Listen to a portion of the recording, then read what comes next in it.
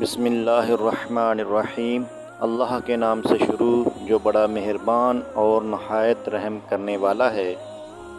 رسول اللہ صلی اللہ علیہ وآلہ وسلم نے فرمایا، جو شخص قرآن پاک دیکھ کر پڑھنے کا عادی ہوتا ہے، اللہ تعالیٰ اسے آنکھوں سے فائدہ اٹھانے کا موقع دیتا ہے جب تک وہ دنیا میں رہے، یعنی اس کی بینائی موت تک رہتی ہے۔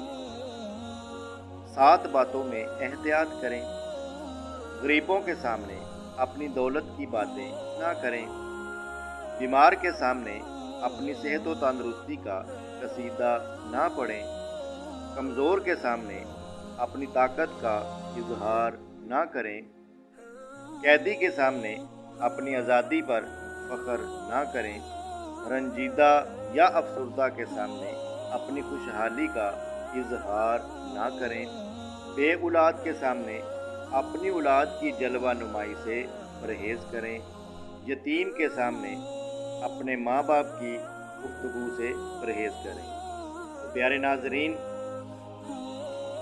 صدقہ جاریہ سمجھتے ہوئے اس ویڈیو کو شیئر کریں، لائک کریں اور میرے چینل کو سبسکرائب کریں اور بیل آئیکن پر ضرور کلک کریں تاکہ میں اس طرح کی نئی ویڈیو آپ تک پہنچاتا رہوں۔